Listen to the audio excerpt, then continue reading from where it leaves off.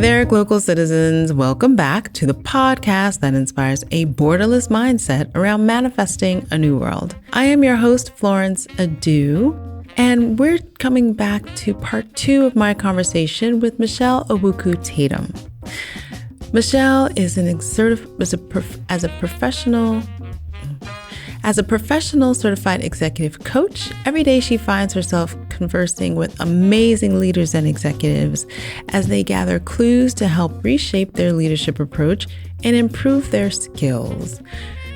Hi there, Glocal citizens. Welcome back to the podcast that inspires a borderless mindset around manifesting a new world. I'm your host, Florence Adu, coming to you with part 2 of my conversation with Michelle Awuku-Tatum.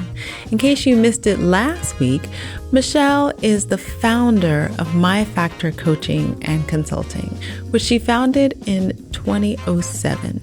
Her firm is contributing to a world where high-achieving leaders can show up as their best selves and create workspaces that inspire, motivate, include, develop, and show care for the teams they lead.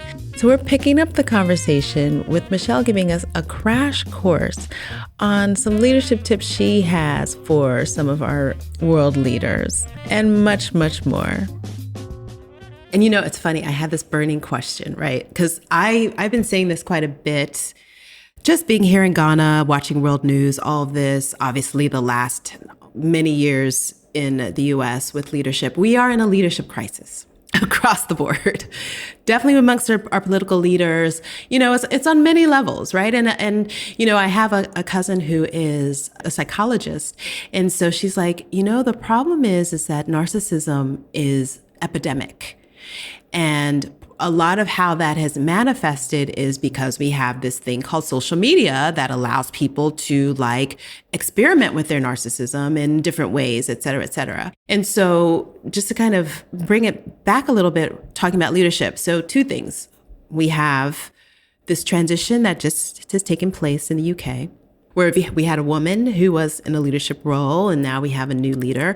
So I want you to put your coaching hat on for a moment and tell us, in terms of what you understand about this trust, what kind of coaching would you have given her to be a better leader? And what kind of coaching would you give to the new prime minister in terms of, you know, making sure, because, you know, his speech seemed to be a step in the right direction, but, you know, it's clear, you know, my issue with the whole thing to some extent is that there was a mandate that the party had. And so now you're just replacing them. And so they don't really have a party mandate. And that's a whole nother conversation, but we have what we have. So tell us your take. I love this question, Florence. I think I just really love the question. So it's easy to opine as an outsider. And so what I'm going to do is stay in my lane as a leadership coach. I'm not a political strategist or a political expert. So we can't, in coaching and in life, context is everything. So we can't overlook her predecessor. We also can't ignore Brexit. But we also can't use context to excuse poor leadership. So the first thing I would do, and this is very similar to when you're coaching a new leader that comes into a new position or is preparing to go into a new position, the first thing I would do is gauge their understanding of the situation that they're stepping into. So I would ask questions like, how would you describe the situation you're stepping into? What has happened? What needs to happen? What are some of the pressing problems? I would also ask the question around support, because that's something that sometimes leaders tend to think that it's a solo sport. So when I ask a question around support, what I'm doing is sowing the seed for, you can't do this by yourself, right? You need to think about strategic relationships, and you also need to think about an internal feedback loop. And when you look at that, when you look at the situation, we know that they unveiled a mini budget, and that mini budget included tax cuts, which were so out of touch with the modern realities of the average Brit that it set off a not so mini economic crisis, which sent mortgage rates rising, plummeted the pound. And so in this case, obviously depending, but we would normally have a non-disclosure agreement in place so that I can see things, but obviously I can't opine on them.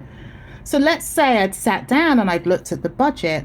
I would want to get a sense of, well, what are the pros and cons? Who's going to be impacted by the budget? How will they be impacted? And when they say how, I'm trying to get a sense of, did you actually speak to people? Did you speak to other people other than being in a room by yourself? And then the question I always ask is, what might you be missing? So once you've gone down that path, what you're really doing is you're trying to assess, who are they listening to? Are they listening, and who are they listening to? And what are they hearing? And then you're also trying to figure out, well, where are some of the gaps in their thinking, and how can they round out that gap? How can they sort of like plug those gaps by bringing in other perspectives? So we all know that change is hard. I mean, it's hard, but we also know that you have to bring people along. And so when you're coaching, you're always looking for like sources of inspiration, or what we tend to use are metaphors. So I imagine if I was listening to Truss talk about all the things that she was trying to do, I might say something like, there's this idea of going slow to go fast. So you've been in office for 17 days, and I'm listening to all these initiatives that you're trying to implement. How might the concept of going slow to go fast alter your course or not? Just to try and pull them in. The last thing is around sort of like being humble and being human. And I would want to reinforce and understand that they recognize that leadership is not a solo sport.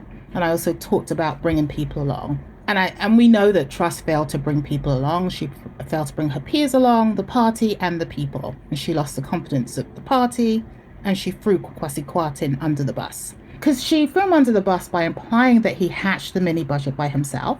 And so, what I appreciate most about coaching is that clients will usually share or apply what they're learning with their team, right? So let's say I've asked her all the questions that some of the questions that I'd laid out. I would expect her to be asking the same questions of Kwarteng about the plan, right? And so just to assess, is he listening to people? And maybe stress the importance of maintaining relationships, two-way relationships with the Office for Budget of Responsibility, as well as the Bank of England. Because 1 minute Truss said that they're not going to abolish the tax cut, and the next minute she's saying that Kwarteng didn't consult her on the budget. So which is it? Which is it? Yeah. But seriously, you're the British PM, and someone is going to bring out a budget that you have not seen. That makes no sense. The last part of your question was around, so how would I coach Rishi? And I would say exactly the same way, because I'm going to start at the beginning. So exactly the same way. Encourage him to think about the context and what needs to happen to restore stability and unity, but exactly the same way. Right. Do you have a sense that he's starting at least in that space, just based on, what we've seen so far? And I mean, I think he's definitely going slow to go fast. So that seems I think he's going apparent. Slow. Mm-hmm. Yeah. I think the Jeremy Hunt, the new Minister of Finance, he even said that, they went too far, too fast. And I think that he is slowing down, but the jury is still out. I mean, it's the Tory party. Yeah. There's a lot that we have to contend with. But again, I told you I'm staying in my leadership lane. Yes. Leadership coach lane. Yes. Yes. I think it's really hard to say. What I encourage sort of like whoever's overseeing the leader, whether it's the board, whether it's the CEO, I always encourage them to sort of like give them space and grace for 100 days, 90 to 100 days to formulate a plan. Now, if he's coming up with plans in the first, obviously there are things that he's going to need to do that are urgent, but I think you can tell a lot in that first 100 days, but it's still too early to opine. Sure. Yeah, okay, all right, we like it. Yes, and so from your mouth to the ears of the British public and to the ears of the British Parliament. Well, when you say it like that, we shall see. Yes, we shall see. So let's talk a little bit more about what's new in your space. So you've built a company that now you have actual staff, you have other people working for you. So, I feel like it's so amazing to now have a coaching firm. We went from it's just me and now you have this coaching firm. And so how was that working and what are you working on? Because you've kind of elevated yourself. Obviously, you still coach clients, but there's this bigger picture that you're also now focusing on. So tell us more about what's going on in that space. So one of the things that we've been experimenting with, and this really was born out of the last 2 years, that, we, as you know, we went through a large reckoning. And really, what started to happen was that the phone, nobody calls, but like I started to get a lot of inquiries around, can you help us? Can you help coach this executive? And typically it was an executive who the team or a manager whose team had written a letter and they had threatened to quit en masse, right? A And team. so teams, yeah. And it wasn't just one, it wasn't just Yeah. one call. I was getting a lot of calls like that. Like, we need you to work with this executive or this CEO because, XYZ. And so I've been paying attention to these trends, right? I've been looking at what we talk about as what people are coining as the great resignation, the great breakup, quiet quitting. None of these are new phenomenons, right? These things have been happening for a while, right? And so what was coming to me was that this notion of there's not one size fits all when it comes to leadership development. What works for someone in the dominant culture doesn't necessarily work for a Black woman, right? And I was hearing a lot more from my clients during the pandemic as to ways in which they were showing up. Sometimes more ease, actually not being in the office place, not being on camera. Now, at the beginning, I was working with teams. It's like everybody needs to be on the camera, right? And then you start to realize, well, actually, when people are on camera, they're actually bringing people into their homes. And the relationships prior to that were not conducive. You would never bring some of these people to your homes, right? So now that means I need to create a wall, right? And so the trends that I've been paying attention to, I've been thinking about research, I've been thinking about leadership presence. And we know from the Center of Talent for Innovation that, when you think about leadership presence, that counts for 25% of what it takes to get promoted. And being perceived as leadership material is essential to getting into these roles and to progressing. And when you look at Black women, they're not seen as leadership material. And they're often underestimated and, as we know, undervalued. Like, only 33% of Black women feel valued in the workplace. So they're evaluated based on where they are today rather than their potential. And so when I think about these trends, I've been thinking about what can we do to support Black women, to help them thrive on their leadership journey. Black women are leaving the workplace in droves. So what do we do? Not necessarily to stem that flow, but if companies are seriously focused on creating a pipeline of Black leaders and representation, what can we do to support that? Because you know as well as I do that when we see people like ourselves, that provides motivation and inspiration. So PACT is really around delivering a personalized experiential leadership development program, particularly for Black women. It's just designed and created for Black women, and it really takes the intersectionality of their lived experiences.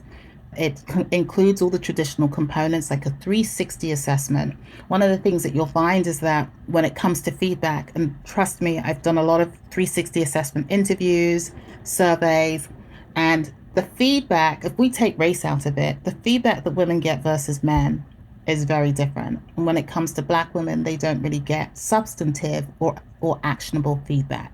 So how do we level that? How do we create an opportunity to provide feedback that is equitable and actionable? And then once we have that feedback, how do we start to think about your personal leadership vision and your leadership development plan? So once we do the feedback part, then we have leadership coaching circles where we bring a small cohorts of women together, the same cohort over a 6-month period, to start thinking about the ways in which they show up as a leader, opportunities for growth, and then creating a plan for advancement so that they can start to feel that they're owning their plan. Now, ideally, the part of this program and the next iteration, if not this iteration, is actually getting into the organizations and talking about organizations that are sponsoring their Black female leaders and thinking about ways in which we can sort of like strategize around sponsorship. What does equitable sponsorship look like? What other relationships do they need to be thinking about? So that's PACT in a nutshell. PACT is an acronym, I'm assuming. Well, PACT is about commitment, right? It's about trust. It's about bonds. But what we've come up with is progression, acceptance, community, and tranquility. Okay. It says a lot. So yes, it is from the holistic to the actual impact of the word. So how are you rolling it out? How are you spreading the word? How are you recruiting women? How are you getting sponsors? Yes, that's a really good question. So I'm partnering with a friend to do this, and we're going to have a webinar in a couple of weeks, 2, 3 weeks, around blind spots, and then we are going to start marketing it via social media. We're getting the websites, the web pages are being built as we speak. I see the first cohort really being referrals from current clients. So right now, my business is 95 to 98% referrals. So either repeat business with the same organizations or people that have left those organizations and now bringing me into their new organizations. So my client base has been really supportive. And every time I've shared pact with them that the concept, there's been a lot of support. But obviously, I would like everyone to know Sure, about it. obviously. Yeah. Because then it's wider, it's bigger. Because as you're envisioning it, it's obviously virtual. And so when I just think about scale, I think about, and as we're rolling out of the social distancing life that we've been living, a lot of this might be beneficial to have groups, right, that are actually in the same physical location. And so they actually get to have that interaction, because I think work is also returning to, in many cases, it's returning to the physical side of things. In some cases, I don't know why, but yes. So there's an interesting opportunity for scaling, I can imagine. Yeah, and virtual makes sense, but long term, the idea is once we've had a few packed circles, like, is there space to bring people together? Connecting it to Ghana, I would love to have, 5 to 6 circles and then bringing people to Ghana, or setting, another country on the continent, right, where we can think about sort of like some other ways in which we can participate and show up as leaders. Because the whole notion of pact is that it's not just about a seat at the table. I'm talking about we create cohorts of women who want to create space at the table. So it's not about getting to the table, but it's about, I'm at the table, let me pull up another chair for someone else to come to the table. Like, how do we uplift others? Because we believe that there's space for more than just one. Right. And so then when we think about that, then how do we support other people that look like us, but maybe not here in the US? That makes me wonder about, I'm sure you have global clients as well. And so when you think about working with a leader in another market, in another context, do you find many differences in terms of how you're obviously this culture, but so what are some of the differences that you observe, and how do you move with making them as great a leader as a leader that you're more familiar with their background? Yeah. So, it's interesting. So let's look at England, where the reckoning is there, right? People are starting to realize, but it's not necessarily the first thing that comes to mind, right? When you think about how you show up as a Black person.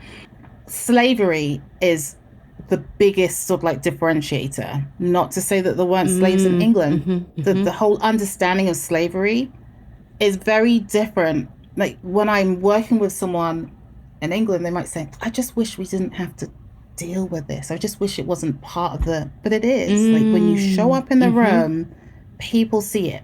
And to some, they may say they don't see it, but some of the things that you're telling me, those are microaggressions. You've just been accustomed to them all of your life. There's no language that you have for it, but that's what's happening. And so I'm not even sure if I'm making sense here. I think also the first time I sort of like, I belonged to a book club when I was in Texas. It was an African American book club. I remember asking my friend, where do you come from? And she said, North Carolina.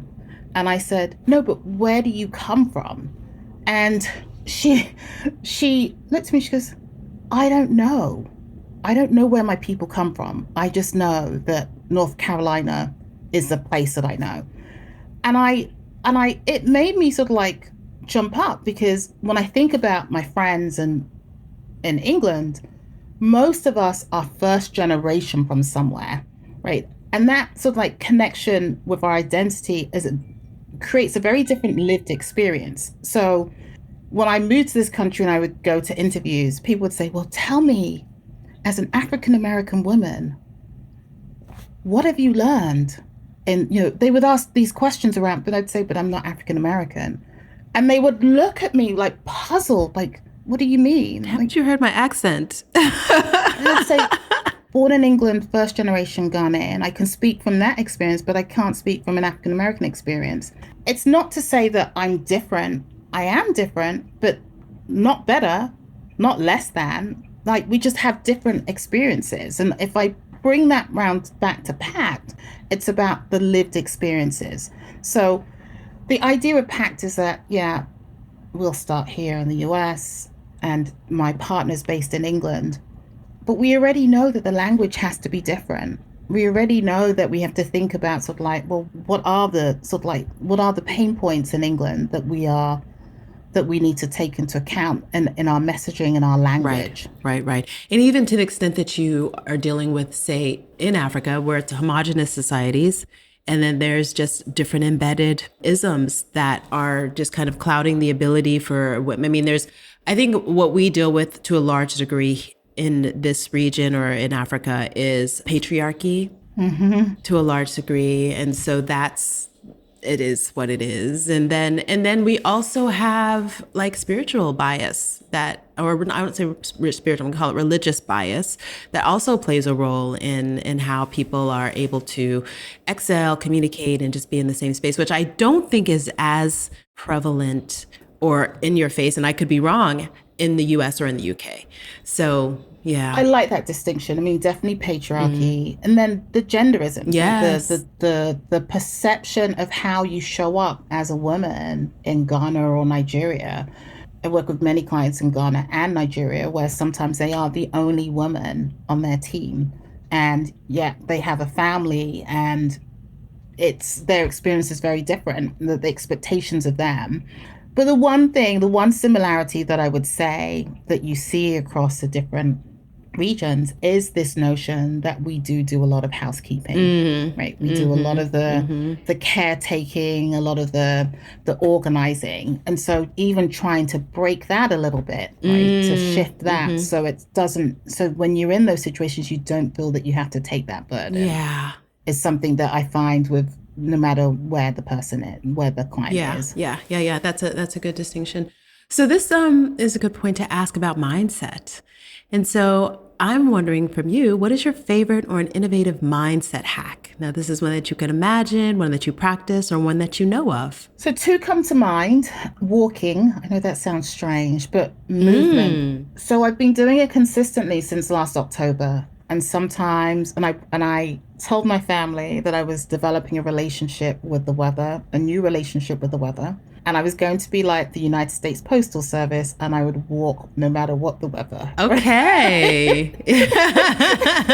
So anyone good stuff. I told you I was a homebody. I also don't like to be cold. I have all the gear for all weathers. But yes. So walking has been phenomenal for me in terms of mindset. Sometimes, Florence, I walk with my headphones on, listening to something, listening to a meditation.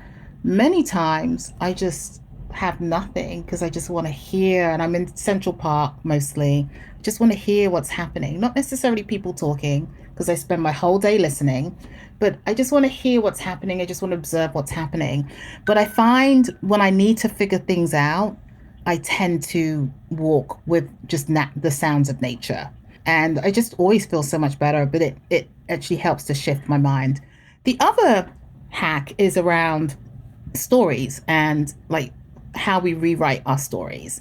So, a lot of the stories that we tell ourselves run our behavior. And even sometimes when our situation changes, the story still remains the same. So a simple example I can use there is that I learned to swim in 2020. Wow. Yeah, I learned my whole family swims, my husband swims, my kids swim. And it got to a point, it's like, how much time have I spent standing by this swimming pool, watching my kids learn to swim? And then also, whenever we go away, I'm just fearful, like, don't drown! And I'm putting my fears on, but they can swim. So I just thought, you know what? I'm just going to take the lessons, took the adult lessons. My kids, it's not that they found it funny in a teasing way. They just couldn't believe that I was getting into a pool to learn to swim. So I learned to swim. And the reason why I share that is because the narrative is that I'm scared. See, that's the old story coming. I'm not scared anymore, but I used to be fearful of water. And I know you love water and swimming. And so now I swim, but from time to time, I have to remind myself, you can swim now. Like, Right. I you can can swim. imagine. So Yeah. it's Yeah. Yeah. rewriting the story. Some people do it with money, right? And how they were raised with money and how to rewrite your money story. But it's, for me, it's rewriting the stories and really taking time. And I use that a lot in my work, right? When someone says, I'm like, well, wait, is that old Florence speaking or new Florence or evolving Florence speaking? Interesting. Yeah, I absolutely agree. And I think part of being able to write the story differently is kind of taking that space for yourself, right? Like kind of understanding and basically giving yourself the grace to figure out a new thing for yourself. So yeah, those are two great ones. Walking, movement is a good one. And yeah, changing that story. It's like manifesting ultimately, right? In Yeah. some ways. But yeah. Nice ones. Nice. Okay, so you kind of started to move into the leisure side of who you are. So we want to know, who is Michelle when she's not coaching and changing the narrative for leaders in leadership? Are you a reader? Are you a watcher? Are you a listener? And what are some of your favorite reads, watches, or listens? Oh, wow. I love this. Can I be all three? Because I can't just be Yes, one. I mean, many people are. okay. Many people are. First and foremost, I'm a listener. Right. I love Okay. stories. I love Yeah. understanding people's stories. I consider it a huge privilege that people trust me enough to share their stories. So in terms of I listen to my clients. My kids would tell you that I was probably a poor listener, but they are my toughest coaching clients to date. So, but Of course. and then I like listening to podcasts, of course, music, meditations. Those are some of the things that I like listening to. I don't know if you need specific ones. Reading is my first love. I have always been a reader. In terms of what I'm reading now, 15 Commitments to Conscious Leadership. I'm rereading a Peter Block book, and it's about why. I'll get you the title. I think it's The Answer to How is Yes. Peter Block. Oh, I like that. The answer to how is yes. Okay. Uh-huh. And then Radical Responsibility. How to move beyond blame, fearlessly live your highest purpose and become an unstoppable force for good. Phenomenal book. Phenomenal book. His story is very interesting. So would you say you're more of a nonfiction reader? I'll never forget, yes, more of a nonfiction. I'll never forget one of our friends in common came round to my apartment many years ago and said, I just thought you would have more self-help books. And I said to him, Really? I said to him, I do, they're all in the bedroom.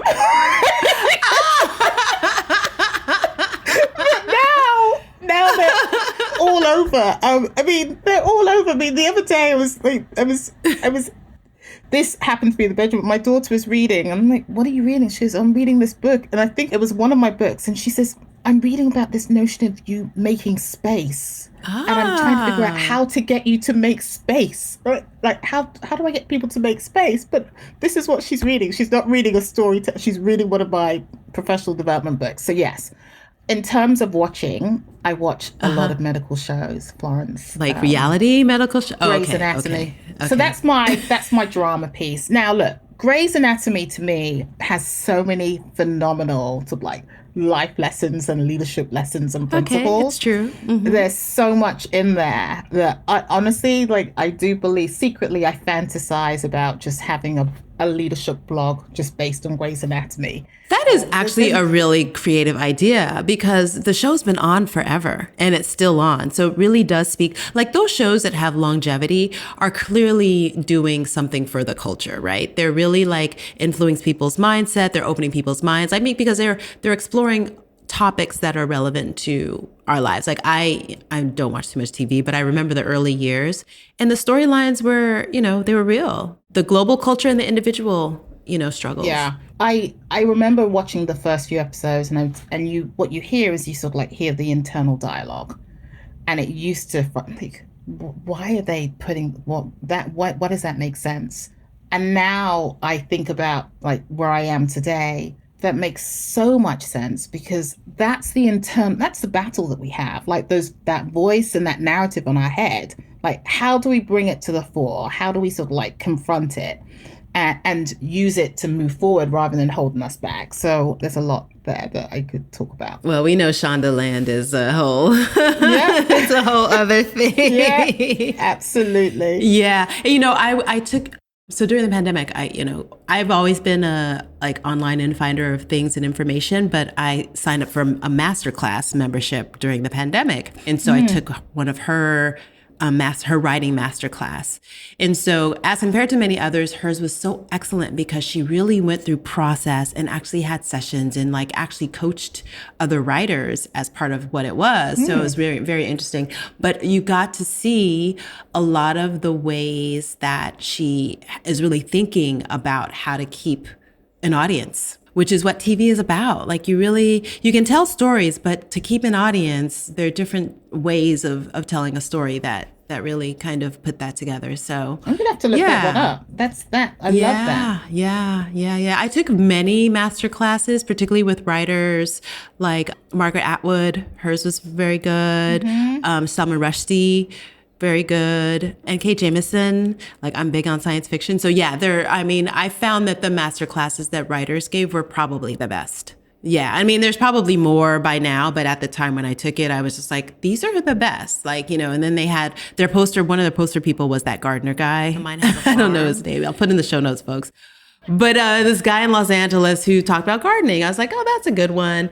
And then, there's ones for people who cook or whatever. I'm not really trying to shamelessly plug masterclass, but I am all about self-improvement, and you do have the power to like find information and really, expand your mind. So you told me what you listen, what you're reading, you're watching. Okay, aside from Grey's, what's another one that might be a little known medical show that we can share with the audience?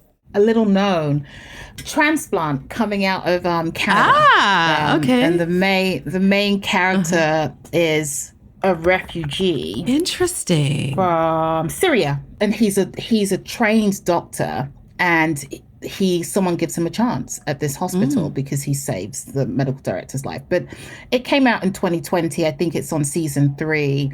It's nice because it gives another lens through someone that did not grow up in Canada. Okay. Is not of this culture, and just how he's having to unlearn some of like being a medic in a war-torn country is very different from being a medic in a country, and it's just right. Yeah. Okay, that's a good one. That's a good gem. So okay, good. So again, show notes are really great. So Michelle, this has been an awesome hour plus that we spent together, and I know your time is very precious, so I don't want to keep you much longer, but I do want to capture any last thoughts on leadership, on coaching. What gem would you like to leave with our audience as we take our leave? Yeah, I think it's really hard to know how to lead or how you need to lead if you don't know where you're going, right? And so this notion of like being thoughtful and intentional about your leadership vision and where you want to go, I think is something that I would love to see people spend more time doing. Like just really thinking about where is it that I'm going as a leader? Who am I today? What are the gaps and how do I get there? I guess that's the starting point for everyone. Yeah. And it's not always about the deficit. It's more about how do we build on what you have. Makes sense. So see where you're going and feel yourself there, I guess, right? Yeah. See yourself there. Yeah. Where can we find you and where can we find Pact? Let us know. On my website, myfactorcoach.com. Hopefully, I'll send you some information that you can put on your show notes around the web pages, the pages that will be live in the next week or two. And then I have also a vision guide that people can download as well. Okay, so free stuff for you people. Free stuff. Yep. So I'll send you that link. And then I do a newsletter every month that sort of like my thoughts on leadership that people might find inspiring or helpful. So yeah. So a few instructions, future leaders and present leaders. MyFactor Consulting, sign up for the newsletter, as well as keep an eye out for PACT and recommend. Referrals they work. That's why we do these things as well. So recommend someone, get in touch with Michelle and her team if you're looking to level up. And that's all for today. Yeah, well, thank you so much for having me, Florence. This was great. It was really great to be here. And thank you again. Yeah, I appreciate your time so much. So, Glocal Citizens, this has been another episode of the podcast. You can catch us on Tuesdays with new episodes at glocalcitizenspod.com or wherever you get your podcasts. Please do like, share, subscribe, leave a review. I'm going to make a confession, folks. I don't have a single review for this podcast. Not one single review. Get great feedback from people all the time. But if you're listening to this right now and you've been a listener for a while, just say it's great. And that will help other people find great content online. So yes, I'm going to leave you with that nugget. And until next time, bye for now.